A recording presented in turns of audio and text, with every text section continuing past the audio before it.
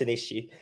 Shanta, we'll return to you very shortly. I'll just bring in Talal right here, and whilst you're sort of sorting out the minor technical issues, if that's okay. Thank you very much, Talal. Right. First of all, thanks, Brian. Thanks a lot for having me. It's an absolute pleasure.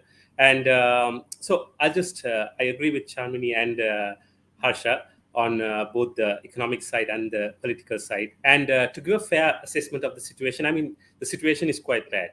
Whatever we were experiencing due to inflation, everybody's salary remains the same, but the prices have gone up. And there's also shrinkflation. When you go to a restaurant, the portions are much smaller.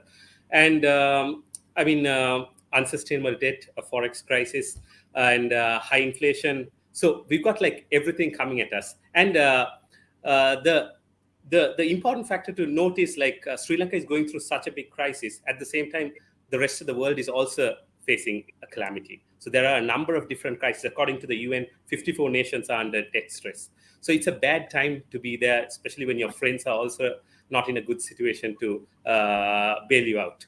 But as far as I'm concerned in this situation, I think we should look at it in a positive way. I mean, Sri Lanka, as far as I'm concerned, Sri Lanka is at a crossroad.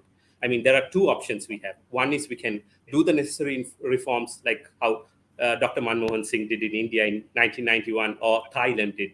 And they never went to the IMF. I mean, India never really needed the IMF after that. Or we can be like Argentina.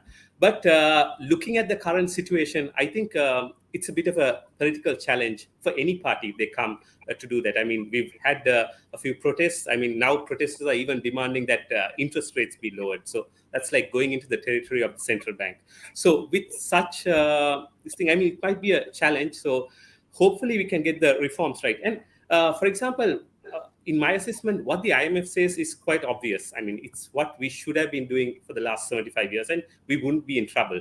Like, for example, restructuring state-owned enterprises, fiscal discipline. I mean, Sri Lanka only has had a primary budget surplus for 4 years out of the 75 years. I mean, this is quite bad and consistently large interest rates. So what the IMF says is obvious, and if we can, it's just that it's tough because we are going there at the last moment. Like Dr. Harsha said, if we had gone earlier, the treatment would have been very simple, like going to an OPD doctor. Because we went to the last minute, we are in the ICU.